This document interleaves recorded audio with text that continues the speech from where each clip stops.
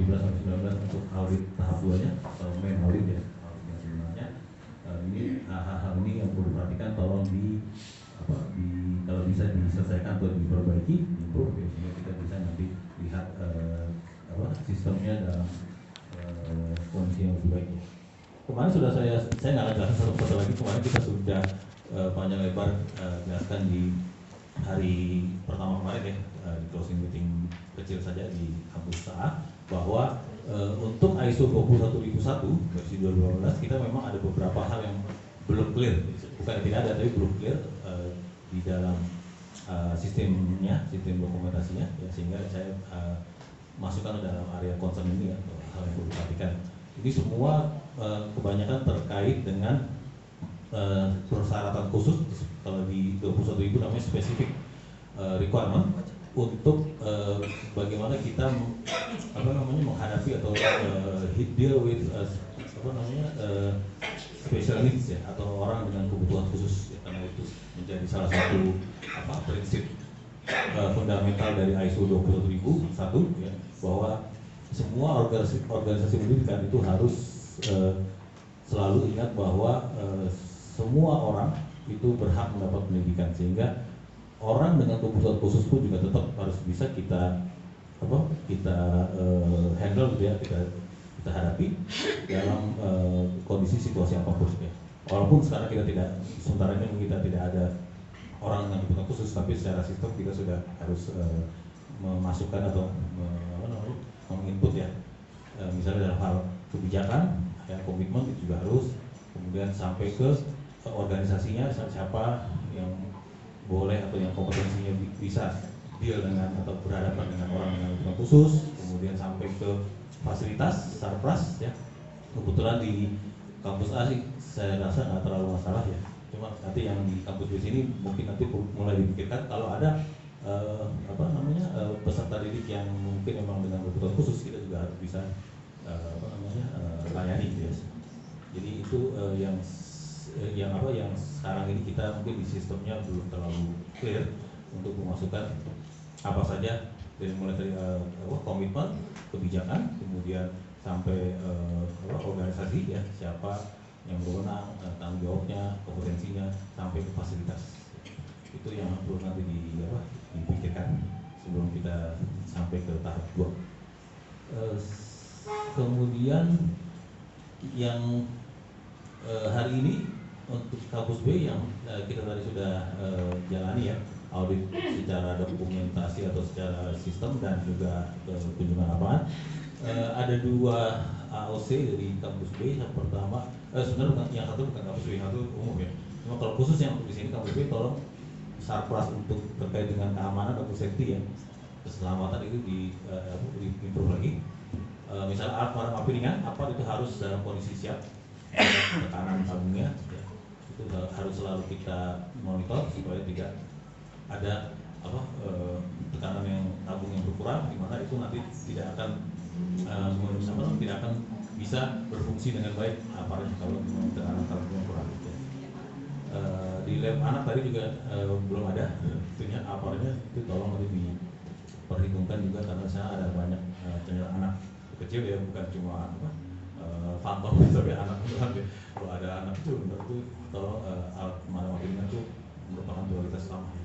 Karena saya lihat juga itu posisinya agak sulit juga untuk evakuasi kalau ada keadaan darurat seperti kebakaran ya. Jadi karena sebelahnya kan depannya lagi ada konstruksi ya, ada pembangunan, itu hati-hati juga, tapi mungkin tolong dibutuhkan ya untuk safety dari anak-anak yang mungkin nanti akan berada di daerah situ.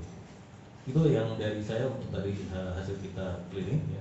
Dan satu lagi ada klausul 86 yang terkait dengan learning resource, mungkin Pak Edi bisa jelaskan lebih jelas. Baik, terima kasih Pak Kusno. Bapak Ibu sekalian, Assalamualaikum warahmatullahi wabarakatuh. Klausul 86 seperti Bapak Ibu pelajari, baca di standar itu kan list of product and service ya. Di dalam definisi produk itu, kalau dalam konteks 11000 bisa buku, ya, bisa modul, bisa juga asesmen soal assessment.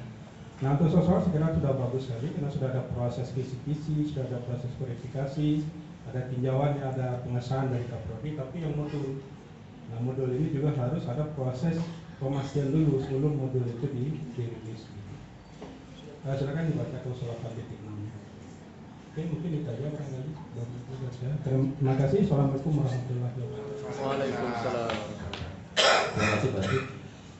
Dari dua tambahan concern saya ini, ada mungkin yang masih ingin diklarifikasi, bertanya, silakan sebelum kita akhiri sesi auditnya. Silakan Bapak Ibu kalau ada yang mau bertanya lebih lanjut ya, supaya nanti bisa diperbaiki gitu, sampai nanti tanggal 17. Silakan. Ini udah cukup jelas ya? Ya, silakan Pak. Langsung aja Pak ya. Ya, salam. Assalamualaikum warahmatullahi wabarakatuh. Yang saya bagian kepegawaian sama sarana Pak. Mulai 2019 kami memakai aplikasi OA, Office Automation, untuk surat menyurat untuk ke rektorat. Bagaimana, apakah itu perlu di download terus di print usulan-usulan kami ataupun surat masuk dari Poltekkes? Karena waktu itu juga dikatakan bahwa kita harus lost paper, istilahnya semua elektronik gitu kan. Kalau filenya ada Pak, istilahnya kan untuk surat menyurat kepegawaian sama sarana prasarana. Jadi kalau waktu pemeriksaan nanti berikutnya, apakah itu perlu di print atau cukup di file aplikasi Pak? Terima kasih Pak. Baik. Ini saya klarifikasi dulu. Ini pertanyaan Pak nggak ada hubungan sama yang tadi ini Pak? Nggak ada hubungan dengan concern saya. Oke. Terkait dengan nanti pada saat audit mainnya atau audit tanggal 17 ya sampai 19 yang tahap 2-nya yang menentukan nanti apakah tim auditor akan memberikan rekomendasi enggak, itu dalam hal bukti evidence kita tidak mengharuskan Bapak Ibu sekalian untuk menyediakan dalam bentuk hard copy atau kertas, tidak. Karena sekarang di semua standar ISO pun documented information itu bisa dalam bentuk elektronik Pak, digital, ataupun dalam bentuk hard copy. Jadi kalau misalnya Bapak Ibu ada yang ternyata dia dalam bentuk soft copy, ya nggak masalah sama sekali. Tinggal tunjukkan ke kami, ya itu sudah menjadi bukti atau evidence. Terima kasih Pak. Jadi sekarang udah nggak ada lagi persyaratan atau keharusan bahwa semua evidence bukti itu harus dalam bentuk hard copy ya. Ya sama sekali sudah auditor pun nggak boleh meminta dalam bentuk hard copy, karena kita juga harus memahami sistemnya. Kalau memang dalam bentuk soft copy ya berarti memang langsung ditunjukkan ke kami aja Pak. Bisa dari peralatan, misalnya dari handphone, bisa dari layar komputer, laptop, misalnya dari semua device atau alat kita terima Pak sebagai ini. Oke, terima kasih ya Pak. Terkait dengan masalah kearsipan Pak ya, sebenarnya benar tadi disampaikan Pak, memang tidak ada keharusan itu di print ya. Saya bisa dalam bentuk software juga bisa. Cuma satu barangkali kami perlu juga ingatkan, itu retensinya Pak. Ya. Retensi masa simpannya gitu ya. Kalau tidak salah kita punya Permenkesnya Bu ya, tentang JRA ini kadang-kadang suka terabaikan. Itu boleh Bapak dalam bentuk software juga, tapi itu tadi tetap harus ada listnya dan itu berapa lama disimpan dan masa simpannya jangan keluar dari peraturan Menteri Kesehatan. Mungkin itu aja, mungkin tambahan domain audit ya Pak ya. Terima kasih Pak. Kita lanjut ke pertanyaan berikutnya. Terima kasih Pak. Bismillahirrahmanirrahim. Assalamualaikum warahmatullahi wabarakatuh. Ya, kami tertarik dari paparan tadi Pak, yang mungkin bisa kita tolong melihatkan Pak di poin 714 tadi Pak. 714. Ya di atas. Nah ini kebetulan saya tertarik karena terkait dengan bidang keilmuan saya ini Pak ya. Ini guna untuk operasi dan dari proses pendidikan harus juga mengakomodir BK atau bimbingan konseling. Itu masalah-masalah sosial seperti stres, burnout, perilaku ofensif. Yang saya tanyakan, kebetulan saya ini juga lagi ngambil S2, walaupun udah S2 nih Pak, lagi ngambil S2 bimbingan konseling juga nih Pak. Pas kemarin kami izin mau mengurus izin belajar, dipertanyakan untuk mengambil bimbingan konseling buat apa. Dan itu dipertanyakan juga sampai pusat untuk ngapain ngambil bimbingan konseling seperti itu. Nah mungkin ini bisa dibantu, betulnya ada pemangku kebijakan juga di sini Pak, mungkin bisa membantu untuk nanti persiapan ataupun apa saja yang jabaran di lapangan yang dapat menjawab dari poin 714 ini Pak.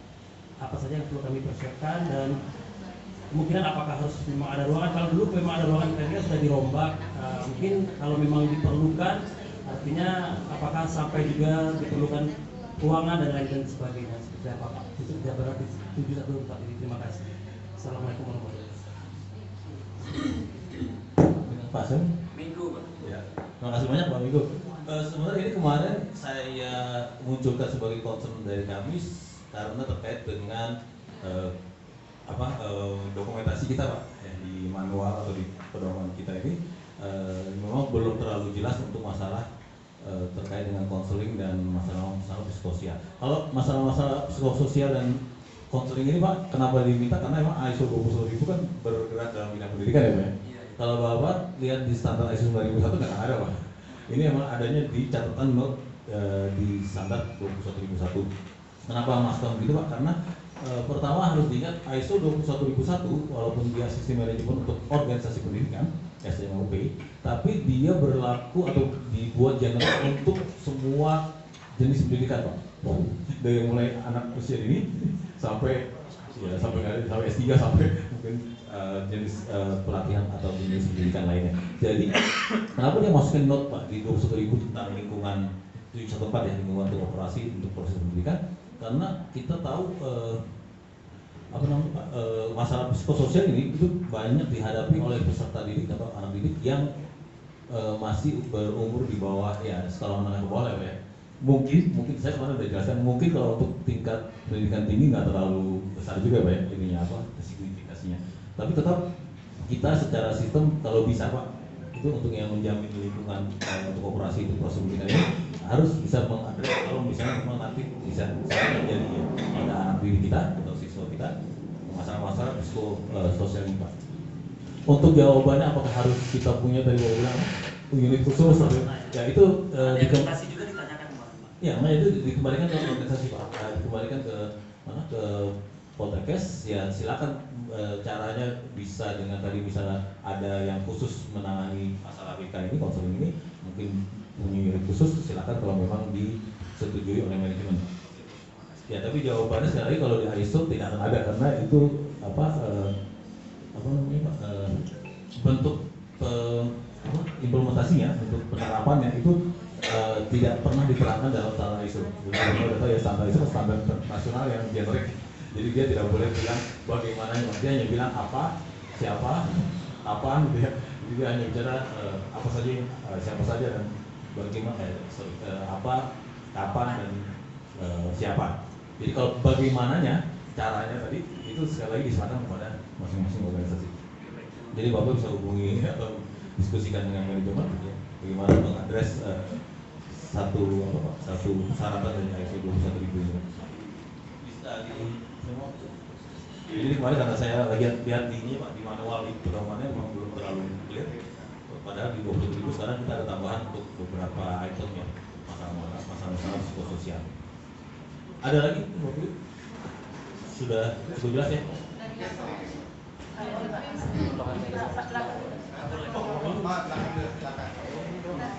Kurang lihat yang di bawah kan Pak. Nah itu ada modul praktek Pak. Kita punya modul praktek itu Pak. Ya ada. Tapi memang nggak ditaruhkan di ruang praktek tadi itu. Iya ada. Modul praktek kalau untuk bidana PKK 1, PKK 2, PKK 3 ada semua Pak. Iya. Ya. Maaf Ibu, tadi mungkin saya belum jelaskan karena kemarin waktu opening meeting di kampus A yang saya jelaskan. Jadi untuk audit 2 hari ini memang kita tidak sebenarnya ini bukan bentuk audit yang sebenarnya Bu. Ini masih audit semacam kesiapan aja. Makanya kita nggak sampai dalam. Tapi nanti tanggal 17 sampai 19, pertama di sini tanggal 19 itu nanti masih akan detail kita cek semuanya dari mulai tadi. Saya tadi lihat tapi nggak terlalu detail ya di mana di laboratorium ya untuk masalah-masalah praktikumnya, tapi saya nggak sampai detail sekali. Nanti tanggal 17 sampai 19 kita akan detail. Jadi pasti modul praktik akan kita lihat, ya, kita coba cocokkan dengan dokumen-dokumen lain. Jadi yang di highlight sama yang diangkat sama Pak Evi ini sebenarnya adalah terkait dengan pengasahannya. Jadi modul praktik pun sebagai bentuk produk dari organisasi pendidikan itu harus disahkan dulu sebelum dipakai atau dirilis. Sebenarnya begitu maksudnya gitu ya. Jadi pengesahannya itu. Ibu, terima kasih. Ada lagi? Ya mungkin sedikit Pak, terima kasih. Ya makasih Pak. Assalamualaikum warahmatullahi wabarakatuh.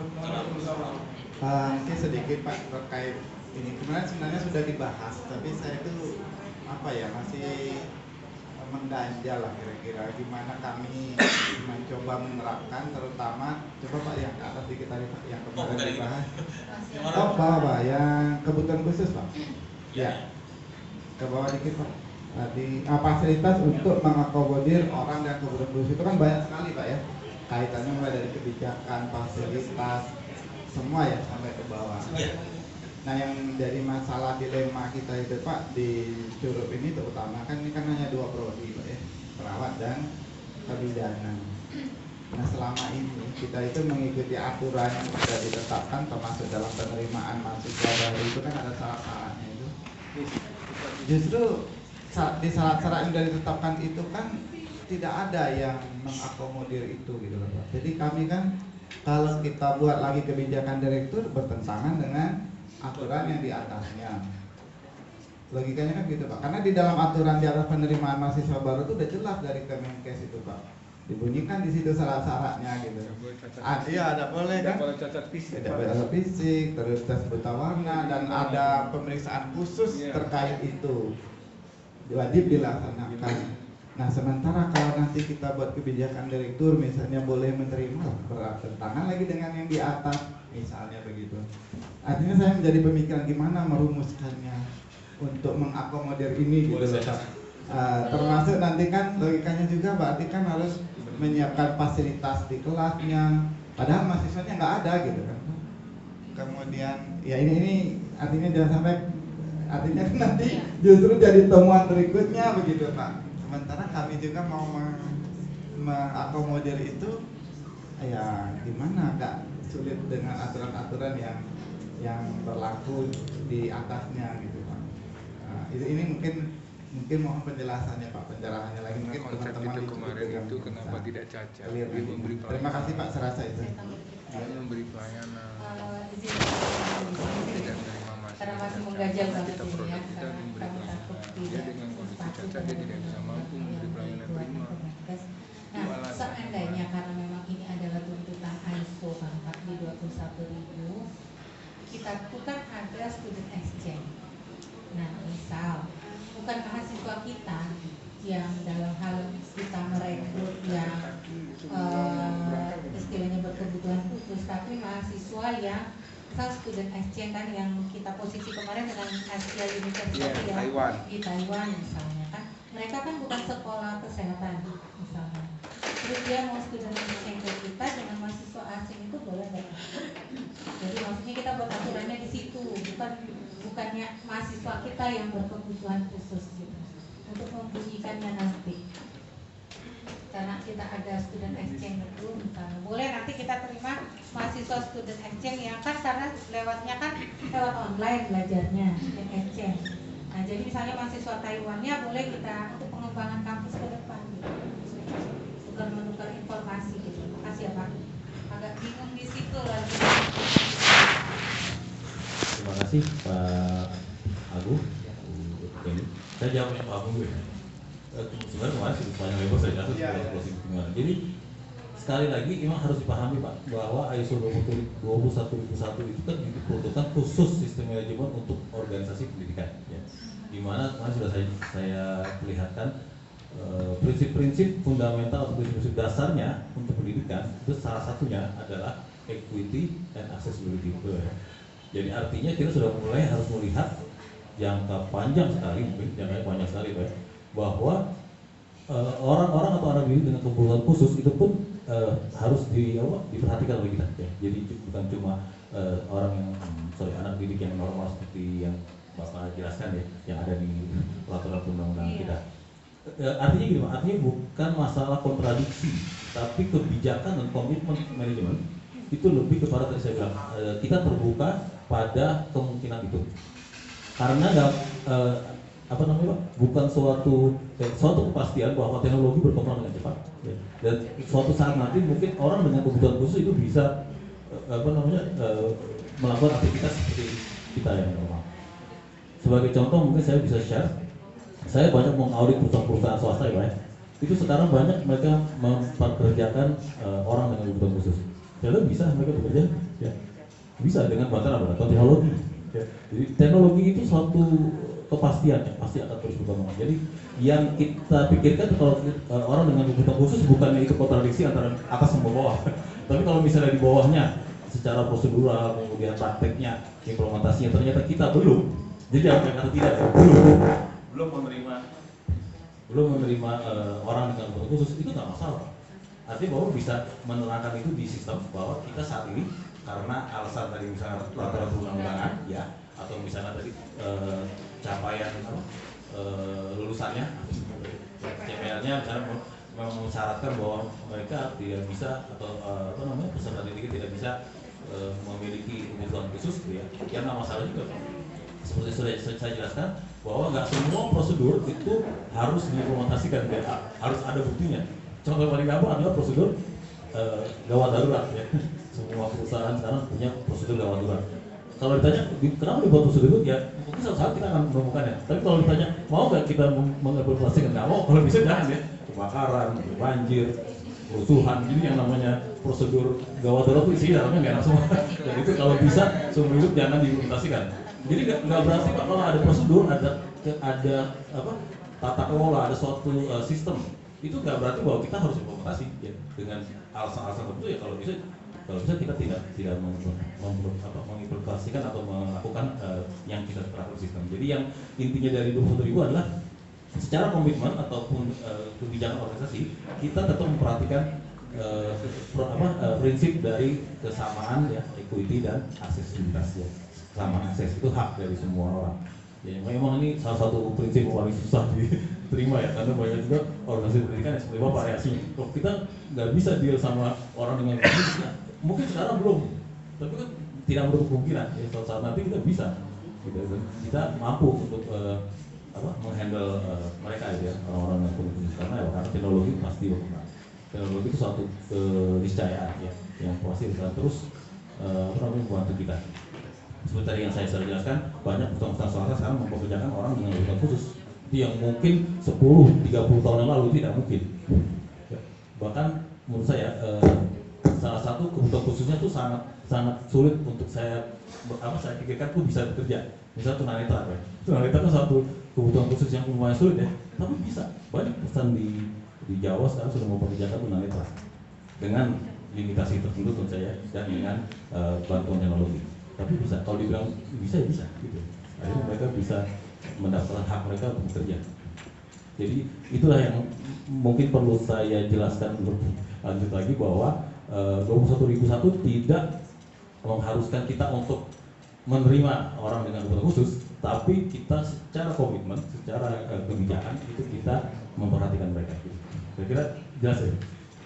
Jadi sekali lagi kalau misalnya untuk implementasinya masih tanya sama auditor, ini gimana evidence ada nggak yang orang dengan kebutuhan khusus diterima? Ya kalau lagi nggak ada, ya dengan alasan-alasan tadi yang saya peraturan perundang-undangan, dengan tujuan lulusannya misalnya sebagainya itu memang tidak atau belum memperbolehkan seperti itu, nggak masalah gitu. Saya kira itu bukan hal yang menjadi temuan. Izin Pak, karena kan GHT agak setengahnya menggaji begini. Yang Bapak paparkan tadi misalnya di universitas ya Pak, kan tidak masalah dia menerima kebutuhan khusus bagi pekerjaan. Mohon maaf, mungkin tidak berhubungan dengan nyawa gitu kan ya. Nah ini sementara kan tenaga kesehatan ini kan bermain misal kebidanan ya, saya ngerti, ada yang menjelaskan sudah cukup jelas. Iya, Jadi maksudnya jadi ketakutan kita melanggar ISO 21000. Iya, terus kan saya baca lagi di klausul 1 itu kan sifatnya juga undangan dan bisa harus mengikuti perundangan. Mungkinkah dengan sistem suatu kampus yang keunikannya adalah suatu kampus kesehatan gitu tuh kita tetap membunyikan seperti itu gitu Pak. Itu yang takutnya perundangan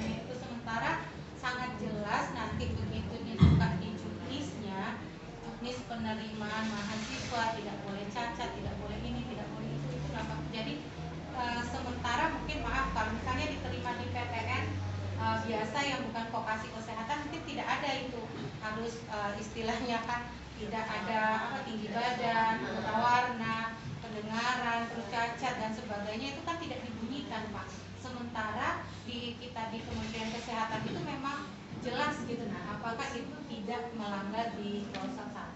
Tapi kalau misalnya nanti hanya sebatas kita berkomitmen, nanti ditagih komitmennya. Saya jawab seperti Pak Agung tadi, besok begitu surveillance misalnya ya sekarang kan Bapak yang datang mungkin surveillance boleh saya pertanyaan mendasar adalah apakah Poltekkes selamanya akan berpegang pada bisnis? Bukan, maksudnya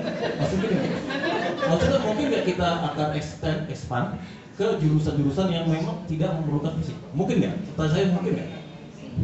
Mungkin kan? Kita adalah organisasi, semua organisasi itu bisa saja kita expand ya, dan bisa kita kita tambahkan mungkin ya jurusan-jurusan atau prodi yang lain. Iya, kalau sekarang konsultasikan aja. Nah, jadi kan pertanyaannya sekarang gitu ya. Jadi ini memang hanya applicability-nya. Jadi sekarang Ibu bisa bilang bahwa sekarang non applicable ya untuk prosedur-prosedur yang terkait dengan orang dengan kebutuhan khusus. Sekarang ya pada saat ini. Sampai untuk ada strategi berikutnya. karena kemarin itu Pak hasil kita benchmark terakhir itu kan di satu kampus itu memang dia memang khusus ada mulai dari ruangannya, disiapkan daripada dia kan ada jalannya, ada detailnya gitu lah Pak. Itu mungkin karena saat panjang mereka memang ada jurusan prodi yang memang bisa menerima ini. Kita kan tidak ada jurusan. Sementara ini ya sekarang ini belum ada. Ya itu tinggal state di sistemnya bahwa saat ini kita tidak mengaplikasikan not applicable untuk saat ini gitu. Iya. Namanya sistem semua bisa dijelaskan Pak. Logik ya. Bukan logikanya itu bertabrakan dengan prinsip dasarnya. Jangan berpikir bahwa kita tidak mengaplikasikan itu berarti kita menabrak prinsip dasar dari 21.000. Jadi prinsip dasar 21.000 itu harus dilihat sebagai suatu filosofi ya, itu lebih filosofi. Kenapa pendidikan itu sampai ada satu prinsip dasarnya adalah equity dan aksesibilitas ya, karena itu karena memang namanya pendidikan semua kita terima ya bahwa pendidikan itu adalah hak semua orang gitu ya. Bahkan untuk yang berkebutuhan khusus itu. Jadi kalau misalnya nanti di sistemnya Bapak Ibu state saat ini kita tidak mengaplikasikan itu ya nggak masalah juga gitu dengan alasan apa ya, justifikasinya adalah ya karena tadi sudah ada di juknis semua itu bahwa kita memang tidak bisa ya. Karena kena semua di situ tuh Pak, di 7 ya karena itu memang kan saya jelasin kemarin Pak. Jadi yang ya kenapa? Karena emang di standar 21.000 itu yang minta untuk special discipline atau kebutuhan khusus itu memang semua tersebar di beberapa pasar. Masalah itu. Dan itu tidak akan Bapak Ibu temukan di 9.000. Ya, jadi kalau kita memang mau melangkah ke lebih advance dari ISO 9.000 yaitu 21.000 ya kita harus terima bahwa itu memang suatu prinsip dasar dari pendidikan dan akhirnya jadi kita juga harus mulai ke arah situ ya. Kira-kira masih nggak jauh juga. Mungkin ada gini Pak, mohon maaf mungkin ya. Maaf banget. Kami ini kan waktu mau mendapatkan ISO kan kami dari beberapa badan sertifikasi kami mendengar. Maksudnya ada yang presentasi waktu itu kan. Di 2018 ini kan orientasinya adalah dunia pendidikan. Iya, memang dia sementara kan kita pada saat 9.001 itu kan lebih ke sistem manajemennya. Nah, mutu. Sistem manajemen mutunya. Maksudnya jadi pada saat itu ini sepertinya ranah pendidikan belum tergali dengan seperti CP. Kalau sekarang kan kalau dulu kan udah sampai tadi kan udah dibahas capaian pembelajarannya mana, sikapnya gitu kan, yang ini terus matrik sebarannya. Jadi kan memang selama ini yang kami jalankan, kami cek beberapa hari ini memang tuntutan kami seperti itu gitu loh Pak. Jadi di luar ekspektasi kami yang untuk kebutuhan khususan itu aja. Kalau memang sejauh ini so far so good hanya disebutkan saja. Mungkin saya bisa jelasin. Badan ISO itu adalah badan internasional. Dia harus membuat standar yang bisa diaplikasikan di seluruh dunia. Dan dalam saya bilang tadi, saya sebutkan tadi dengan Pak Wilu tadi ya, jelaskan bahwa standar ISO 21001 itu think tanknya adalah seluruh ahli edukator ya, dari mulai anak usia dini sampai yang paling advance ya. Jadi dia harus bikin standar, misinya ISO untuk 21001 adalah bikin standar pendidikan, pendidikan yang bisa melingkupi dari anak usia dini sampai S3, S4 dan sebagainya. Dan itu suatu hal yang sebenarnya mustahil ya, karena ya tadi saya bilang sistem edukasi untuk anak usia dini dan S3 pasti beda jauh banget. Misalnya kayak tadi bullying, mana ada di S2, S3 gitu ya. Tapi di anak usia dini, SMP, SMA, SD apalagi itu sangat-sangat signifikan. Dan akhirnya mereka bikin itu dalam aneks, kalau Bapak Ibu lihat ya, untuk yang anak usia dini dia bikin aneks sendiri, ada lampirannya di 21001 khusus untuk anak usia dini, untuk pendidikan itu, karena dia memang khusus ya, treatment dan sebagainya metodenya. Nah, jadi karena itu saya perlu jelaskan Bu, kenapa special needs ada? Karena itu kalau Badan ISO mau membuat satu standar, dia harus bikin underlying prinsip-prinsip yang mendasari. Jadi kalau Ibu lihat prinsip dasar misalnya ISO 22000 untuk makanan, khusus dunia makanan, dengan ISO pendidikan pasti jauh beda. Tapi yang dirumuskan oleh badan namanya sana di ISO itu namanya technical committee. Jadi tiap komite tanggung jawab sama satu standar ISO itu. Nah dia sebelum meramu semua persyaratan itu, dia harus tahu dulu sebenarnya standar ini secara filosofi itu apa. Karena itu muncul yang namanya underlying principle. Jadi prinsip yang melatar belakangi suatu standar ISO. Dan untuk pendidikan, dia sudah saya tadi yang kemarin saya sebutkan itu bahwa saya ini. Nah, jadi ini hasil dari godokan dari Technical Committee ISO yang untuk 21000, bahwa untuk sistem manajemen organisasi pendidikan itu prinsip dasar adalah selain 9 yang ada di ISO 9000, dia ada tambahan, yaitu tanggung jawab sosial, terus kesamaan hak dan aksesibilitas untuk pendidikan, kemudian kondak untuk etis ya, dan data security. Jadi sebelum dia bikin klausul itu ini dulu yang penting. Kenapa dia ada khusus spesifik requirement untuk orang dengan kebutuhan khusus? Ya karena dia harus itu memenuhi prinsip yang itu. Bahwa kalau mereka sepakat pendidikan itu adalah untuk semua orang, berarti kan tidak melepaskan tanggung jawab kita kepada orang dengan kebutuhan khusus. Maksudnya itu. Jadi kalau ditanya, kok ada sih klausul itu di 21000? Ya ada. Kenapa? Karena dia tergantung sama underlying prinsipnya, prinsip di belakangnya. Kalau dia udah bilang aksesibilitas dan equity, ya berarti di klausulnya harus ada. Itu. Dan salah satu concern Technical Committee untuk 21000 adalah kalau memang dia menerapkan prinsip aksesibilitas yang sama atau hak yang sama untuk pendidikan, maka mereka juga harus membuat persyaratan yang spesifik. Makanya kalau 10000 nggak ada. Kalau 10000 kan hanya untuk layanan ya, kualitas layanan, mutu layanan, mutu dari produk kita, ya, jasa kita. Makanya dia hanya 9 itu satu. Video yang itu memang ada hubungan sama pendidikan, ya, karena memang 9001 tidak diperuntukkan untuk spesifik industri, ya, dia untuk seluruh industri, dia dari standar kalau bilang. Makanya dia hanya. Kalau misalnya kan kita nanti ini pendidikan tapi ranahnya PAUD, berarti kan mungkin ke bullying atau sistem pengajaran. Kalau misalnya ada yang itu. Ya, tapi apa misalnya kita ini sekolah kesehatan, apa sih yang memang benar-benar kedepannya ini punya risiko yang besar gitu Pak terhadap mahasiswa kita gitu. Misalnya kan kalau anak-anak yang SMA gitu kan dia lebih fokus utamanya itu pencegahan bullying gitu. Nah itu kalau untuk kita lingkungan dari lingkungan operasi. Terus kalau yang kita kira-kira di mahasiswa apa yang harus kita cegah? Ya, jadi tidak sampai kita mungkin isunya bergeser ya. Iya, maksudnya kan makanya standar 21000 itu dibuat atau untuk mengakomodir semua jenis bentuk dari pendidikan dari manusia ini sampai ini lebih ke ya, isunya besar ya. Misal tadi lebih ke bagaimana materi perkuliahan kita lebih praktis dan diterima oleh industri ya, oleh pengguna lulusan ya. Ya, itu mungkin kita ke situ karena kita adalah ujung tombak terakhir ya setelah anak didik kita lulus dan mereka harus diterima. Ya, mungkin isunya itu yang risikonya gitu. Jadi ya memang kalau nama kita kenal risiko pasti beda. Anak usia dini pendidikan sampai ya S2, S3, S1, D3 pasti beda, pasti juga. Ya. Mungkin Pak. Ya silakan. Nyambung ya. Asesornya ibu-ibu ada dari Jogja, dari dari Bali satu. Jadi saya bilang, apakah kami punya yang namanya program pembimbingan akademik? Sementara dia bilang bimbingan akademik itu bersifat proses pembelajaran, termasuk pertanyaan Pak Menko tadi. Terus dia mengarahkan, saya bilang kalau tidak selesai dengan PA itu harus ke psikologi pendidikan. Sementara kami tidak ada di daerah kami psikologi pendidikan.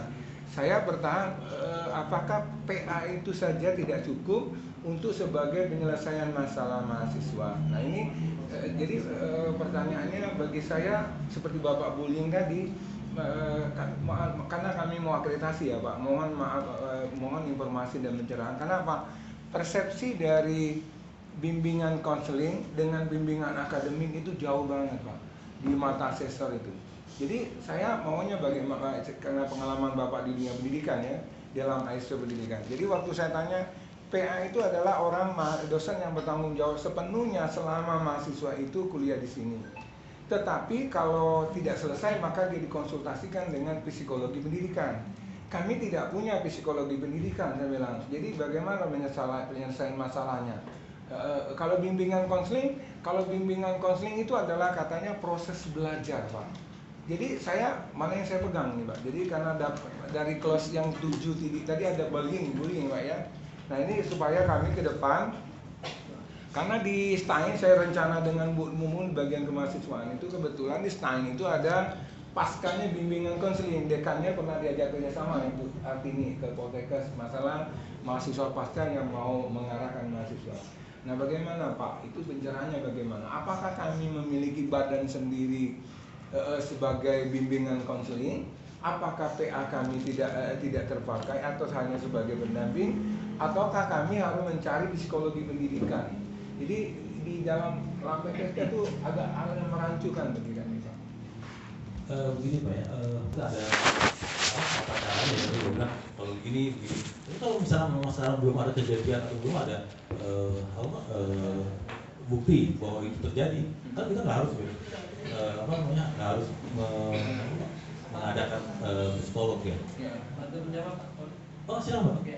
Mohon maaf Pak, tadi saya memperhatikan dari jawaban dari yang Bapak sampaikan, seperti tidak ada masalah di dalam program ini. Sebenarnya apapun psikologi terhadap kemahasiswaan Pak, sampai ada yang jangan bunuh diri, yang ada yang sampai sudah mencoba melakukan bunuh diri dan terkait stres kepada keluarga.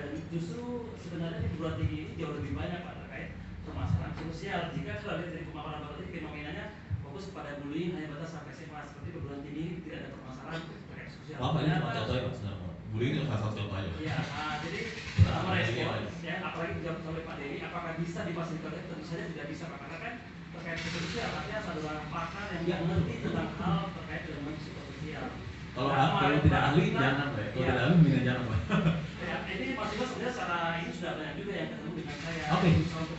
Kalau saya. memang sampai sudah ada case yang terrecord Mas, terdata, berarti Bapak harus melakukan itu ya, ada konsultasi. Kan pertanyaan kita nggak punya sekarang ya. Kalau spesialis jiwa ada Pak. Dokter spesialis jiwa Pak. Sekarang apa namanya ya? Apa kebetulan, ya maaf Pak, bantu jawab lagi Pak. Kebetulan kan saya juga perawatan jiwa dan juga saat ini kan lagi sekolah tentang bimbingan konseling Pak. Sampai kemarin kan terkait skizofrenia pun ada di sini Pak. Mahasiswa kita di sini. Artinya Pak, dulu kita punya ruangan BK karena kemarin difasilitasi dan sekarang ada pembangunan, akhirnya dibongkar dan dibangun hospital ini. Nah, makanya dengan adanya ini mudah-mudahan juga memampu kebijakan ini bisa tetap memfasilitasi. Terima kasih. Di organisasi pendidikan lain juga saya harus ada, bahkan level SD pun ada, level SMP banyak, SMA apalagi. Jadi itu memang wajar, makanya di 21.000 itu ada Pak, khusus ya. Di 9.000 nggak ada Pak, 21.000 khusus tentang pendidikan dia ada. Bagaimana di yang pasal 714, bagaimana di nautin kita bisa mungkin menghadapi banyak hal, family, keluarga. Nah itu kalau Bapak tadi bilang belum ada ahlinya sekarang, kan bisa di outsource. Jadi kita kalau namanya sistem boleh, itu boleh nggak di outsource boleh. Pakai ahli dayanya, maksudnya ya, itu orangnya punya SMK di Bandung. Ini kan hanya kalau yang spesial itu kita nggak punya pengajar, tapi kita punya Pak yang ahli biasa menangani orang anak dengan kebutuhan khusus. Ya udah Biasanya kontrak dengan mereka hanya di on call kalau memang ada case-nya. Kalau misalnya nggak ada anak dengan terus saja, mereka nggak turun. Nah, kalau Bapak ini kalau nggak ada case-nya, ya udah. Tapi psikolognya dari ahli ya, tenaga ahlinya nggak perlu datang sini Pak. Dia hanya datang kalau on call aja. Boleh nggak gitu? Boleh, secara situ boleh kali. Tapi harus jelas kondisi seperti apa, ya. Pertimbangannya, justifikasinya apa saja, pada sampai level apa yang baru dipanggil rujukan dari tenaga ahli psikolognya sebagainya. Terus mungkin luruskan lagi Pak terkait kan termasuk Pak Dery apakah perlu tenaga psikolog? Karena kan psikolog atau psikiater ataupun psikolog kan berbeda Pak, termasuk penanganan masalahnya.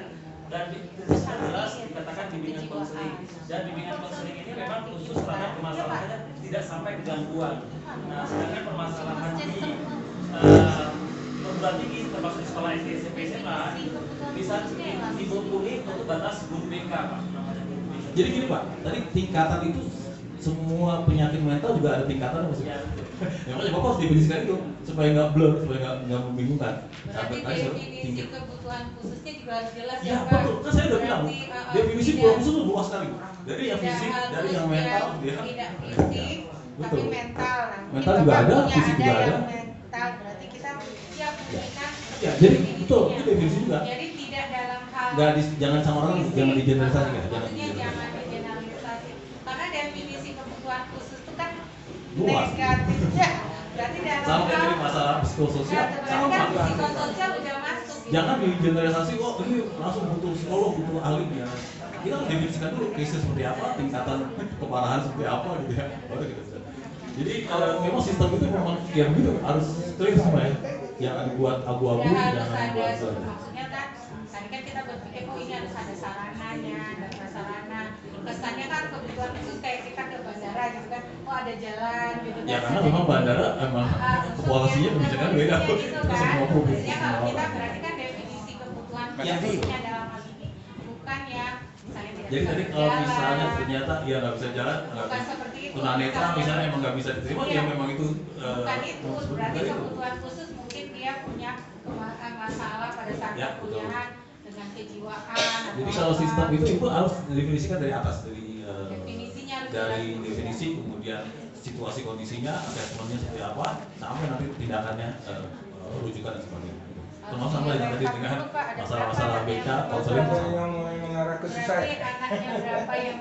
Kalau kebutuhan apa butuh ruang khusus buat konseling, itu sekali lagi saya serahkan ke internal. Berarti bisa konseling kebutuhan khususnya. Kalau dikasih saya lebih banyak lagi Pak. Gini Pak, saya nanya. Ada SMA Pak, yang saya pernah ini konselingnya bagus, datanya hebat, dia punya semua case anaknya sampai diperhatiin kalau anaknya itu lagi kayak diam gitu ya, kayak hang gitu, kayak apa lagi ada pikiran. Tapi dia nggak punya ruangan khusus Pak. Pak Ibu, nggak punya ruangan khusus, tidak harus. Di sekolah itu tidak ada ruangan khusus buat konseling, tapi datanya bagus dan dia bisa mencegah banyak case. Jadi, saya nggak ngelarang bahwa ada ruang khusus ya, tapi apakah perlu ruang itu gitu ya?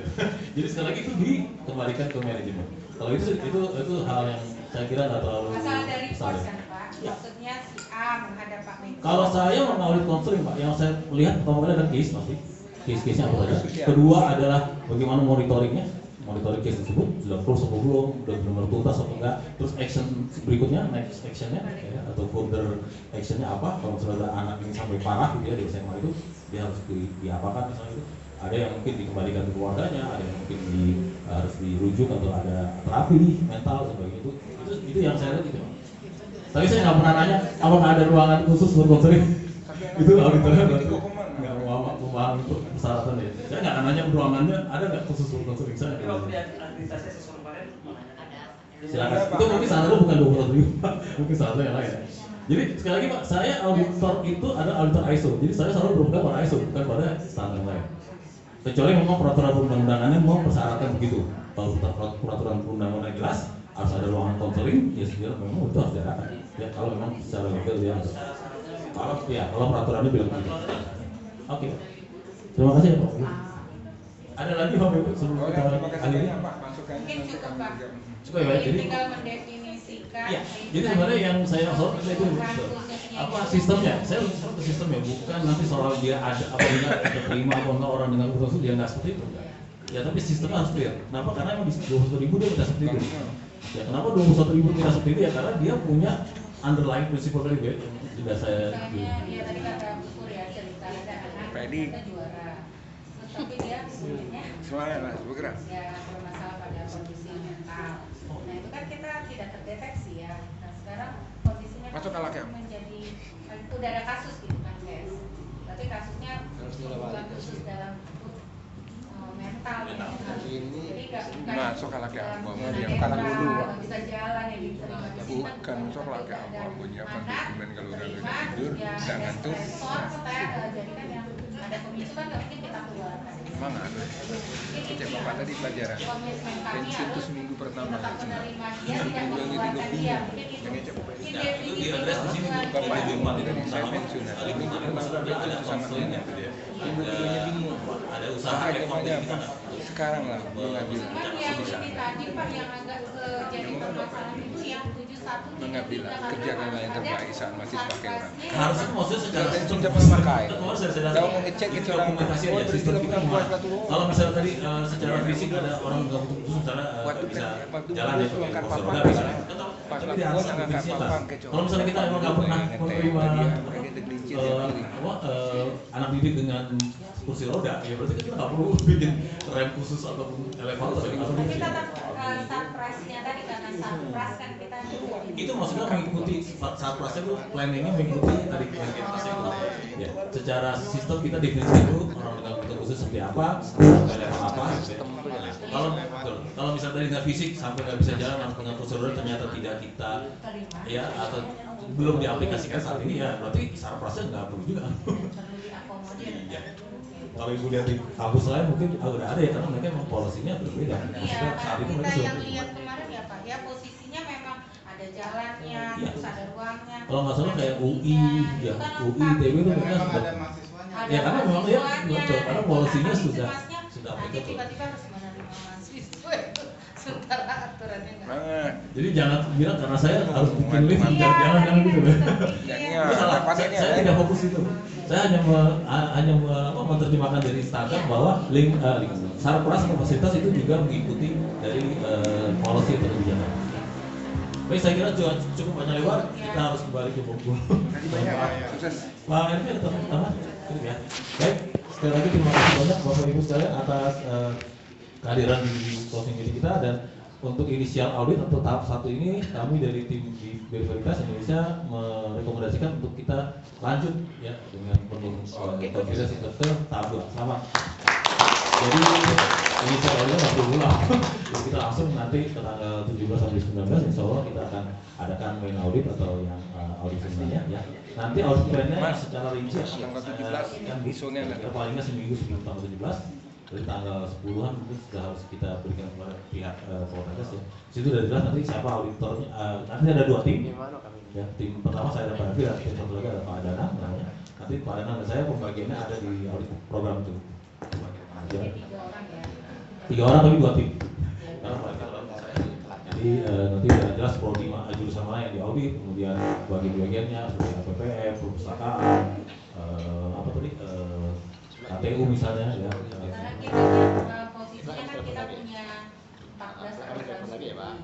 Tapi dari 14 program studi itu kan ada yang keperawatan, ada 4, kebidanan ada 4, terus ada yang jadi maksud kami kalau bisa berkenan Pak, misalnya jadi nanti ada Fase lansia ini dilawan. kebidanan ada waktunya jadi semua prodi itu tidak semua prodi dapat tapi semua yang satu warna jadi yang keperawatan dapat kebidanan Ya, terima kasih buat inputnya. Saya coba ya kita mengaudit di audit programnya tapi kemungkinan besar saya tidak akan masukkan prodinya karena ada 14 nggak mungkin masuk untuk 2 hari kita di kampus A ada 1 hari kamu itu kayaknya nggak mungkin kalau kita masukin 14 jadi kita samplingnya per jurusan kita akan masukin jurusan hanya 6 nanti di tiap jurusan nah tinggal nanti kita ada dia sama jurusan yang agak berbeda maksudnya kalau saya kan kayak keperawatan nah ada jurusan namanya analisis kesehatan jadi itu ada 2 prodi yang berbeda satu farmasi, satu teknologi laboratorium medis kalau bisa dua-duanya dapat karena dia punya kekhususan Tapi kan sekretaris jurusan sama kan?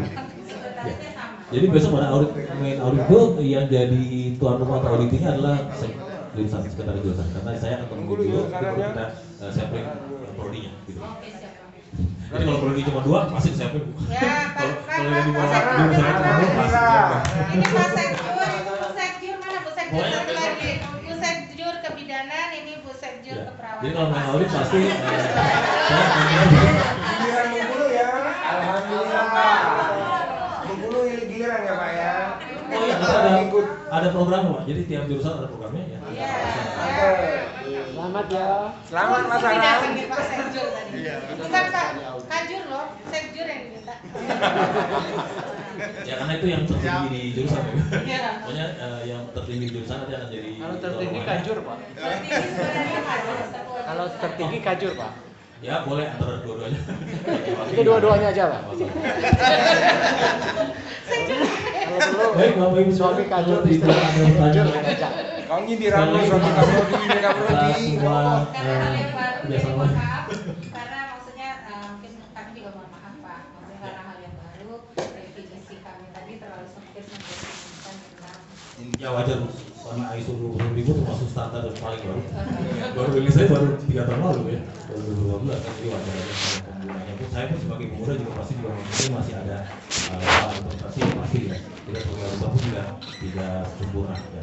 Kita juga masih dalam tahap learning curve, belajar juga gitu ya.